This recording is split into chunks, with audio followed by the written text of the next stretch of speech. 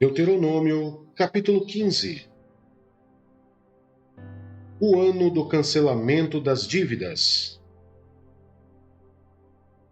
No final de cada 7 anos, as dívidas deverão ser canceladas. Isso deverá ser feito da seguinte forma: todo credor cancelará o empréstimo que fez ao seu próximo. Nenhum israelita exigirá pagamento de seu próximo ou do seu parente, porque foi proclamado o tempo do Senhor para o cancelamento das dívidas. Vocês poderão exigir pagamento do estrangeiro, mas terão que cancelar qualquer dívida de seus irmãos israelitas. Assim, não deverá haver pobre algum no meio de vocês, pois na terra que o Senhor, o seu Deus, lhes está dando, como herança para que dela tomem posse, Ele os abençoará ricamente. Contudo, que obedeçam em tudo ao Senhor, o seu Deus, e ponham em prática toda essa lei que hoje lhes estou dando. Pois o Senhor, o seu Deus, os abençoará conforme prometeu, e vocês emprestarão a muitas nações, mas de nenhuma tomarão emprestado. Vocês dominarão muitas nações, mas por nenhuma serão dominados. Se houver algum israelita pobre em qualquer das cidades da terra, que o Senhor, o seu Deus, lhes está dando, não endureçam o coração, nem fechem a mão para com o seu irmão pobre. Ao contrário, tenham mão aberta e emprestem-lhe liberalmente o que ele precisar. Cuidado, que nenhum de vocês alimente esse pensamento ímpio. O 7º ano, o ano do cancelamento das dívidas, está se aproximando, e não quero ajudar o meu irmão pobre. Ele poderá apelar para o Senhor contra você, e você será culpado desse pecado. Ele generosamente e sem relutância no coração, pois por isso o Senhor, o seu Deus, o abençoará em todo o seu trabalho e em tudo o que você fizer. Sempre haverá pobres na terra. Portanto, eu lhe ordeno que abra o coração para o seu irmão israelita, tanto para o pobre como para o necessitado de sua terra. A libertação de escravos. Se seu compatriota hebreu, homem ou mulher, vender-se a você e servi-lo 6 anos, no 7º ano dele a liberdade. E quando o fizer, não o mande embora de mãos vazias. Dele com generosidade dos animais do seu rebanho e do produto da sua eira e do seu tanque de prensar uvas.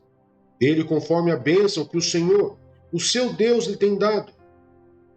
Lembre-se de que você foi escravo no Egito e que o Senhor, o seu Deus, o redimiu. É por isso que hoje lhe dou esta ordem.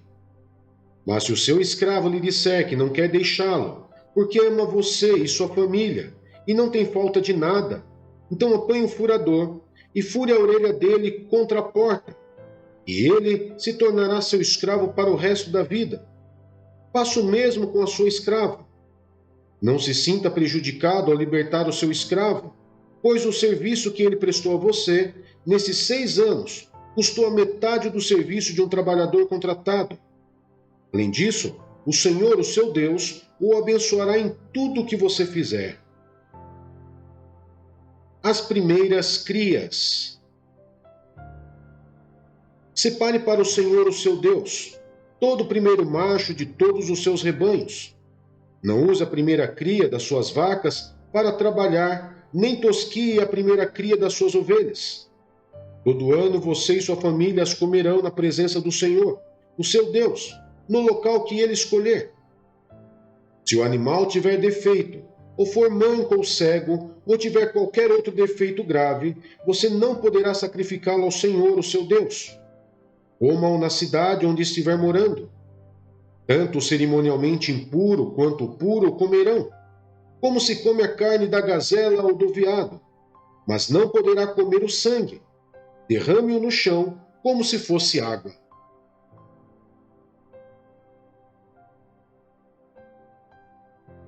Deuteronômio, capítulo 16. A Páscoa. Observe o mês de Abibe e celebre a Páscoa do Senhor, o seu Deus. Pois no mês de Abibe, de noite, ele os tirou do Egito. Ofereçam como sacrifício da Páscoa ao Senhor, o seu Deus, um animal dos rebanhos de bois ou de ovelhas, no local que o Senhor escolher para a habitação do seu nome. Não o comam com pão fermentado, mas durante 7 dias comam pães sem fermento, o pão da aflição, pois foi às pressas que vocês saíram do Egito, para que todos os dias da sua vida vocês se lembrem da época em que saíram do Egito. Durante 7 dias, não permitam que seja encontrado fermento com vocês em toda a sua terra. Tampouco permitam que alguma carne sacrificada à tarde do primeiro dia permaneça até a manhã seguinte. Não ofereçam sacrifício da Páscoa em nenhuma das cidades que o Senhor, o seu Deus, lhes der. Sacrifiquem-na apenas no local que ele escolher para a habitação do seu nome. Ali vocês oferecerão o sacrifício da Páscoa à tarde, ao pôr do sol, na data da sua partida do Egito. Vocês cozinharão a carne do animal e a comerão no local que o Senhor, o seu Deus, escolher. E pela manhã, cada um de vocês voltará para a sua tenda. Durante 6 dias, comam pão sem fermento. E no 7º dia, façam uma assembleia em honra ao Senhor, o seu Deus. Não façam trabalho algum. A festa das semanas. Contem 7 semanas a partir da época em que vocês começaram a colheita do cereal. Celebrem então a festa das semanas ao Senhor, o seu Deus, e tragam uma oferta voluntária conforme as bênçãos recebidas do Senhor, o seu Deus.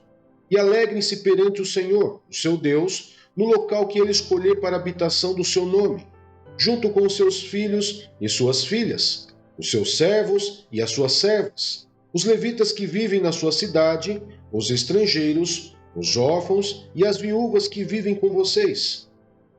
Lembrem-se de que vocês foram escravos no Egito e obedeçam fielmente a esses decretos. A festa das cabanas. Celebrem também a festa das cabanas durante 7 dias.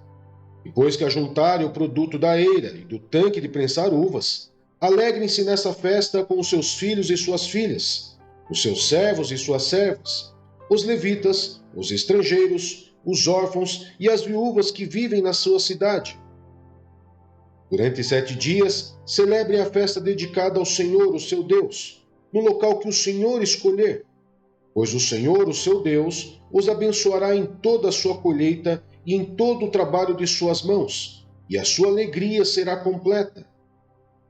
3 vezes por ano, todos os seus homens se apresentarão ao Senhor, o seu Deus, no local que ele escolher, por ocasião da festa dos pães sem fermento, da festa das semanas e da festa das cabanas. Nenhum deles deverá apresentar-se ao Senhor de mãos vazias.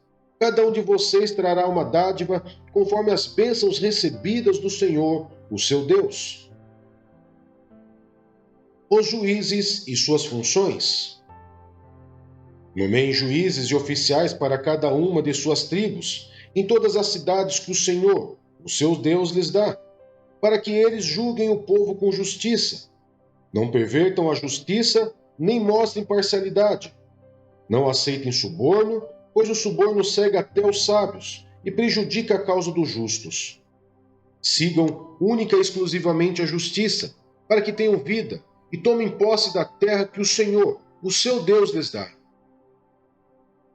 Advertência contra a idolatria.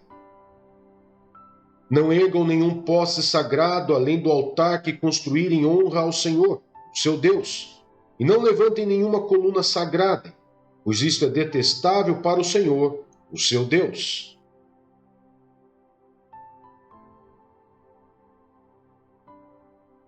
Deuteronômio, capítulo 17. Não sacrifiquem para o Senhor, o seu Deus, um boi ou uma ovelha que tenha qualquer defeito ou imperfeição. Isso seria detestável para ele. Se um homem ou uma mulher que vive numa das cidades que o Senhor lhes dá, for encontrado fazendo o que o Senhor, o seu Deus, reprova, violando a sua aliança, desobedecendo ao meu mandamento, estiver adorando outros deuses, prostrando-se diante deles, ou diante do sol, ou diante da lua, ou diante das estrelas do céu, e vocês ficarem sabendo disso, investiguem o caso a fundo. Se for verdade e ficar comprovado que se fez tal abominação em Israel, levem o homem ou a mulher que tiver praticado esse pecado à porta da sua cidade e apedrejem-o até morrer. Pelo depoimento de 2 ou 3 testemunhas, tal pessoa poderá ser morta, mas ninguém será morto pelo depoimento de uma única testemunha. As mãos das testemunhas serão as primeiras a proceder à sua execução, e depois as mãos de todo o povo. Elimine o mal do meio de vocês. O julgamento dos casos difíceis. Se para os seus tribunais vierem casos difíceis demais de julgar, sejam crimes de sangue, litígios ou agressões, dirijam-se ao local escolhido pelo Senhor, o seu Deus, e procurem os sacerdotes levitas e o juiz que estiver exercendo o cargo na ocasião. Apresentem-lhes o caso e eles lhe darão o veredito.